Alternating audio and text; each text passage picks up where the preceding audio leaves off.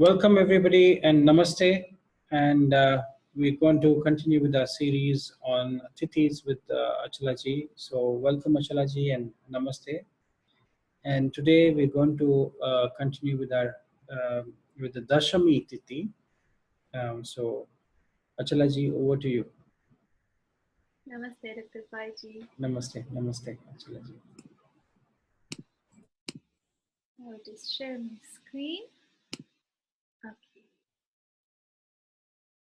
So today we'll talk about the Shami Tithi, which is the last Tithi of the group of Tamasic Tithis. So we have, first 5 Tithis are Guna of Rajas. Second 5 Tithis, which is from Shashti to the Shami, are Tamasic. And then the last group of Tithis is Sattvic. So it's the same like in Zodiac. First we have Rajas, Tamas, and Sattva. So this is the last Tithi, which is connected to Guna of Tamas. It's also governed by the moon, so it's going to be a very interesting combination, actually. So I would just firstly honor the goddess of this lunar day, just goddess Nitya. Om Aim Shrim Shrim Hirim Nitya Devi Namaha.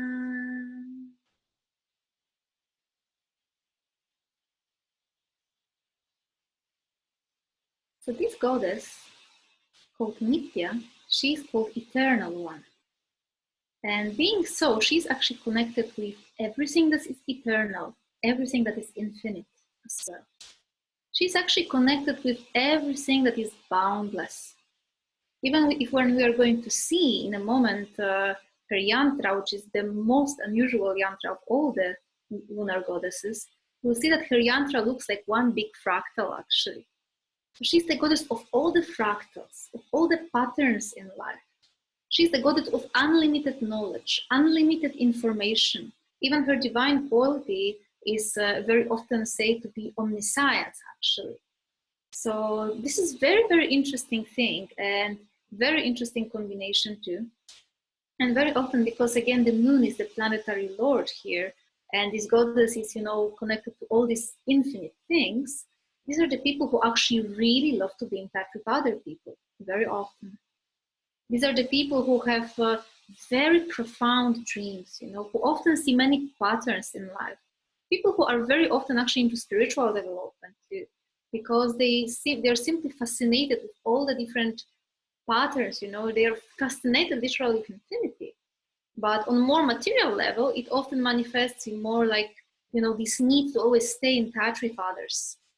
This need, to have access to unlimited information. This is why, for example, the negative quality of this Tithi is gossiping as well, because you want to get the information right out. So it's very, very interesting. You can see all of these, contradictory qualities with those Tithis present. And mental energy here of this Tithi, because it's governed by the moon, is very powerful, actually. So the mind, the moon, you can see that the goddess, she is very powerful here. And similarly, the moon becomes very powerful, which is why the tendency to overthink, the tendency to talk too much, tendency to connect too much things, literally to see patterns everywhere, even in the places where they are not existing, literally, it can happen. So this is why with this specific Tithi, really, I made once, some sort of, I tried to make some statistics and see how the natives of the Tithis are behaving and the prominent traits. And with this specific Tithi, I have seen the biggest amount of confusion, people who can be confused about their path in life for a very long time, because they simply want too many things at the same time. They really are, sometimes even it's said that this Tithi, because it's the number 10, right? So sometimes some scriptures associate this Tithi with 10 Vishwadevas, actually.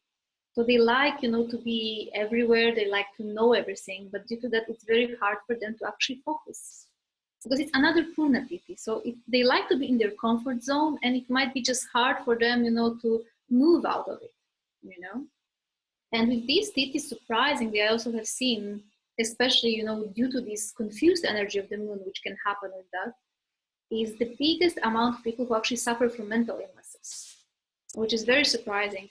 And definitely, just because we are born under the Shami Tithi doesn't mean that you will have mental illness.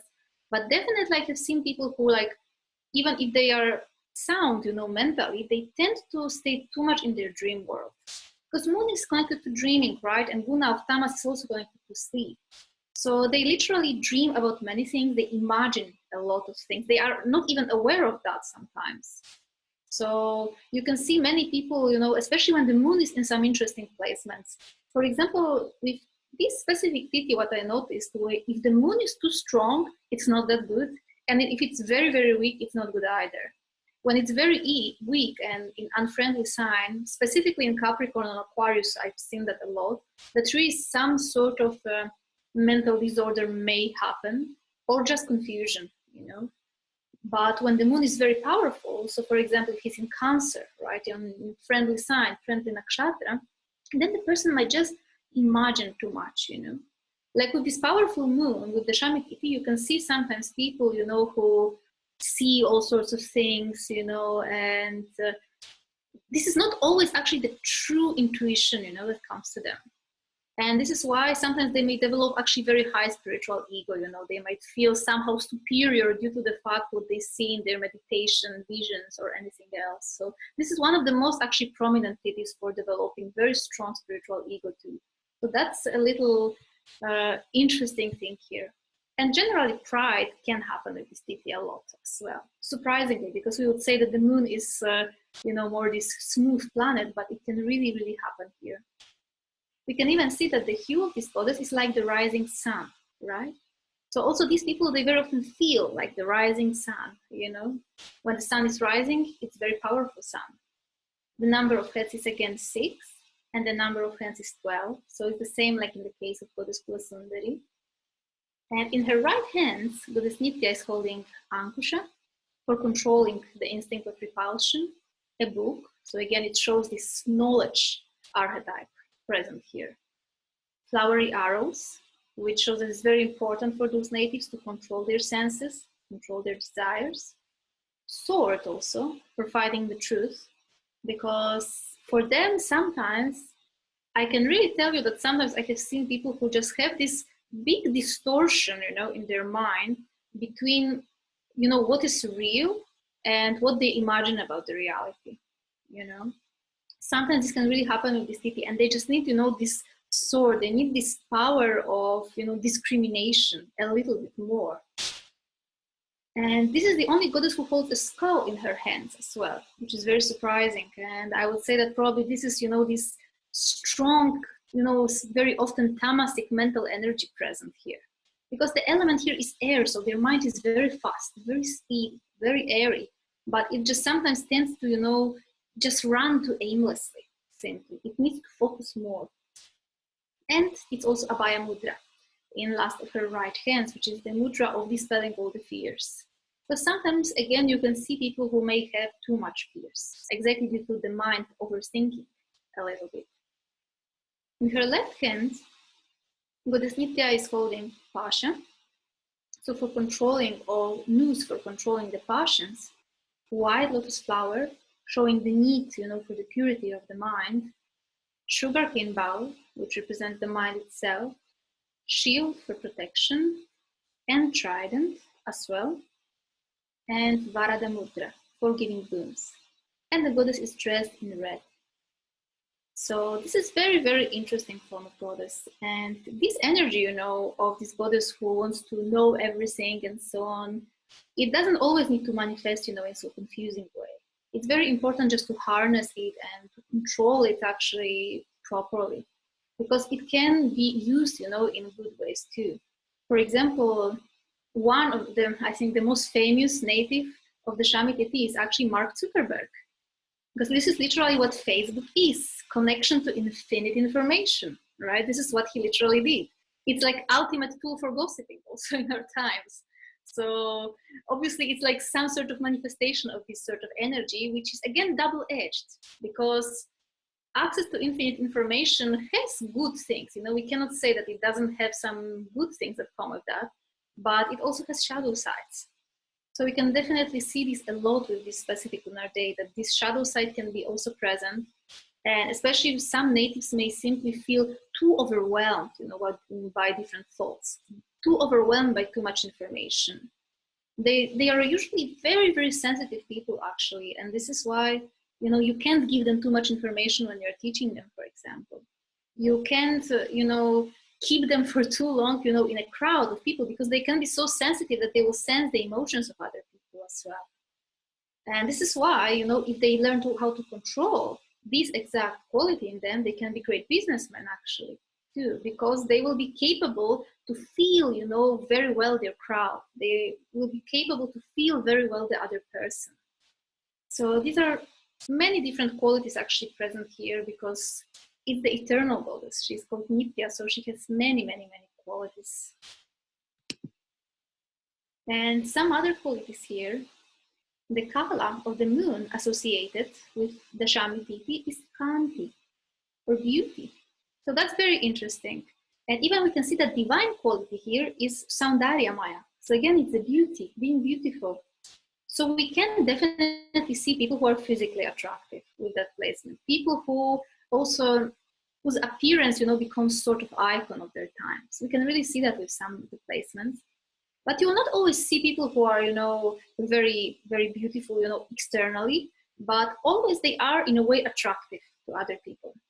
So that's very, very interesting. Sometimes it's internal beauty, sometimes it's external beauty, but they have, you know, this power to attract others, definitely. The element here is air. So that's the speedy, you know, nature of this Tithi, that which loves to, you know, exchange always, and exchange information and exchange the energy. That's also the Purna Tithi due to that, so the full Tithi.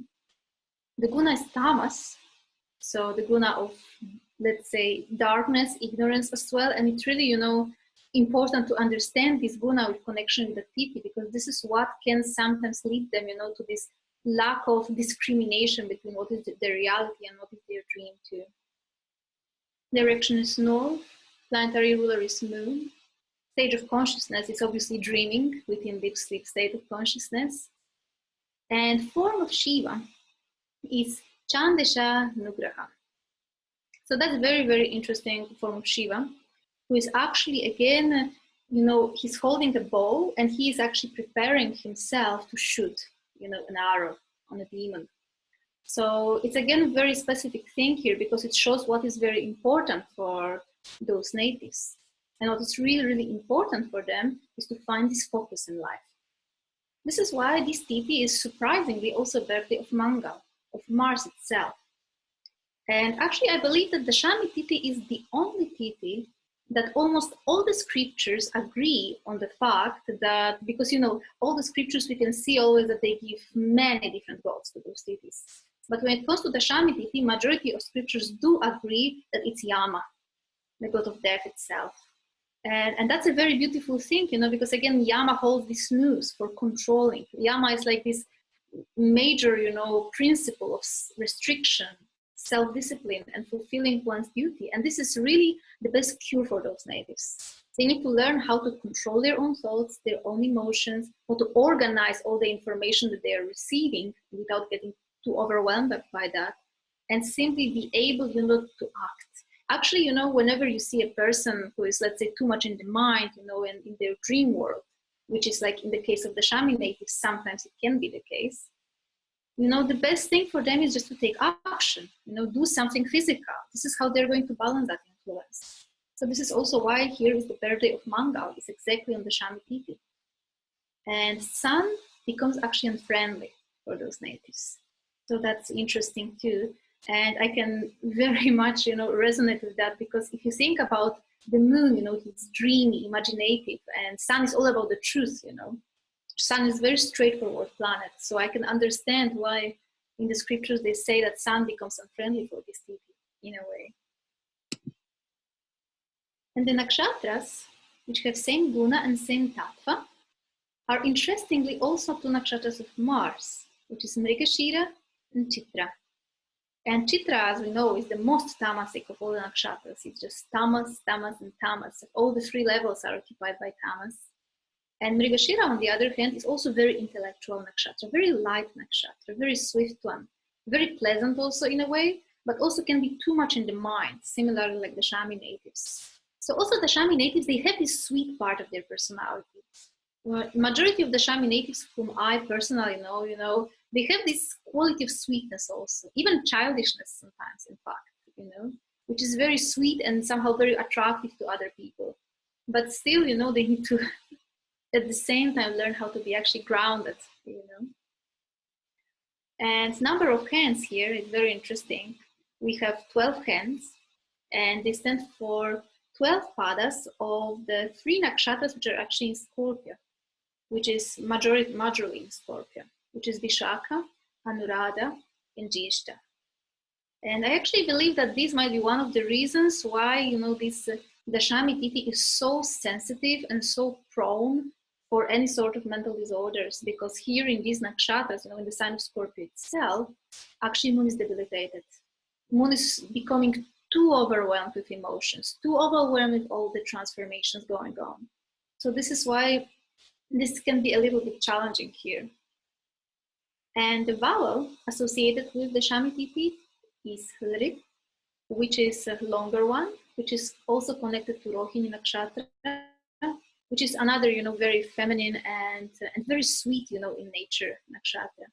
So they are also, you know, very sweet people very often. Even if you see men born on the Shami Tithi, again, depends how Moon is displayed in which nakshatra, but very often you can see men who have, you know, little bit of these feminine qualities too, you know, in a positive way. So many different things can be seen here. But definitely the Shami Tithi always gives loads and loads and loads of mental activity going on inside, lots of this dreamy, imaginative nature, and lots of creativity too. So these can be people who have, for example, loads of brilliant ideas. You know, the ideas come to them all the time, in their dreams sometimes. The only problem is that, you know, they have these ideas, but they rarely actually realize them. So that's their life lesson, to not just have the idea, but to actually work hard, do something in the real physical world and manifest the idea itself, make it happen. And I would say that in our times, especially, the Shami natives, they would most likely, you know, like to do some sort of job, which is, you know, still not that physical, not that real. So you can see people who, for example, have online businesses. People who are programmers also, definitely programmers, we can see that a lot with that. Because what is programming, right? You're working with some sort of patterns, with some sort of languages also. So very often people who are more interested when it comes to working with something immaterial, more with their own mind than with their body itself. And actually one other interesting quality here is, which I have seen a lot, especially if this Tithi, actually regardless of how the Moon is placed, honestly, that very often these people also have some sort of need to serve others in some higher purpose. Okay, it won't be always like that, maybe for 100% of people, but I have noticed this quality a lot, that they actually really like to also serve others with their talents somehow. You know, sometimes they just only have this idea that they would like to serve and they never do anything in that direction. But very often they actually have this need to serve others too. And this is the yantra of the Shami Tithi, which is probably the most unusual of all the yantras. You know, it actually looks like one big fractal, because if you look at it very closely, at the very border of this yantra, we are having 2 lotus petals only. And these 2 lotus petals, when we are thinking about it, where we have 2 petaled lotus is our third eye, right? Then within 2 lotus petals, we are having 4 lotus petals. That's the Muladhara chakra, which has 4 lotus petals. Then within 4 lotus petals, we are having lotus with 6 petals. And 6-petaled lotus is Swadhisthana chakra. And then we are moving farther, and we are having 8 lotus petals, which doesn't stand for any major chakra in the body. And within that, we have 10 lotus petals, which stands for Manipura chakra. And then within that, I believe we are having 16 lotus petals, which stands for actually throat chakra. So all in all, it's very, very interesting. And it also reveals, you know, that these people can have really deep spiritual experiences, definitely. But you can also see, you know, how this yantra is, you know, mesmerizing in a way, and how it actually, it has very specific energy. You know, many people to whom I have shown this yantra, you know, without people who have no idea about astrology and anything, they say, that it looks just really psychedelic,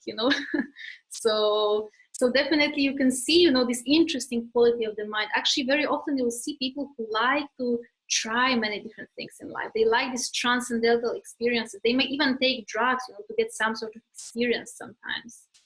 So this is a very, very interesting thing. And definitely, as you can imagine, one of their biggest life lessons here would definitely be to find more grounding, to stay more in touch with the reality, to somehow find this bridge between their intense, mental and spiritual energy and the actual real world. So this is how the moon looks during Shukla Paksha, Dasami Tithi. So you can see that it's getting brighter and brighter. And this is how the moon looks during Krishna Paksha, during the Shami Tithi. So it's getting darker and darker. And actually the Shami Tithi would look very, very similar. The moon would look like Panchami Tithi. Just it will be reversed, the Pakshas. But Panchami Tithi and the Shami Tithi also share certain similar qualities due to both of them being Purna Tithis and both of them being, from the other world, you could say sometimes. So I think that's all from me, Mr. Paiji. Excellent, Achalaji. As you were talking about this, I was just also looking up my own notes that I have on these Tithis, because I've referred some of different classics as well on Tithis. So as you rightfully mentioned, this Tithi is very strongly associated with Dharmaraj or Yama, as they say. And I was also looking at a verse which is mentioned in Bhavishya Purana, where Bhavishya Purana says, worshipping Yama on Dashami frees the person from all kinds of ailments, and it prevents the person from going to hell and from any sufferings during death. So this is a very important Tithi. And it's very strange that you also mentioned that this Tithi is a birth Tithi of Mars, and Mars belongs to a lineage called as Bharadwaja, Rishi Bharadwaja's lineage. And you see that, Mars also controls the southern direction, like Yama, they say south is the direction of Yama. Mars also connects with that form. So these are some correlations that I'm seeing with this Tithi. As you mentioned, this is the last of the Tamasic Tithi. It's ruled by moon as per many scriptures. But I've also seen two different variations in certain texts where they say the 10th Tithi, which is the waning phase of the moon, the Krishna Dasami, they say is obviously ruled by Lord Dharma, and they say it's very auspicious for doing all types of ceremonies and events, including meeting dignitaries on the Krishna. And the 10th Tithi, which is the Shukla Dashami, which is the waxing phase of the moon, they have also mentioned very strangely it's ruled by Veerabhadra, who is the general of Shiva's army. And they say also, they mention that it's not only Veerabhadra, but it's also Dharma. Again, connection with Yama Dharmaraj. So, so they say it's a very good Tithi for a lot of ceremonies and inaugurations of buildings and all of that, as per that. So I see a lot of good things. And one very important point which caught my ears when you mentioned about is this is one of the only deities, Nitya Devi, who goddess Nitya, who holds a skull in her right hand. So she obviously controls many of our mind and mind-related disturbances, and that's why you were talking about mental illnesses that can be caused. And so this Tithi might have something to do with control of our senses and our mind as well, because it's again ruled by moon. So some great points here, Achalaji. So I'm very happy that we did this video, and I hope that people are going to benefit from the series, because you find a lot of videos on nakshatras, on grahas, on bhavas and rashis, but there is very little information on tithis that people have talked about. So I think this series is definitely going to help more people to connect with their this is tithis are nothing but a relationship between the sun and the moon, isn't it? Yes. So what angle that they make and what relationship that they form. And it's very fascinating that Achalaji have gone very deep into this, and I want to invite everybody to attend her course, which is beginning this weekend. So that you'll be able to benefit just not from knowing about who the deity is, but also getting to know more in depth about what are the characteristics of these deities and how they work in your chart. So I'm sure that we'll be talking about many of the techniques that you use in Tithis. And let's not forget that Achalaji is also an author of an ebook on Tithis, which is also available for people who want to buy this book as an ebook on Cosmic Insight. So please go to the book section and then you can buy that book. And I'm sure that this is going to be a Bible for many people. She's done a lot of research on Tithis and Nakshatras as well. So I'm very, very glad that she's coming and doing this series. So I'm very honored. Thank you, Achalaji, for coming and doing this. It's such a Thank you. pleasure. Thank you. Thank you. Thank you very much. Yeah. Namaste. Namaste.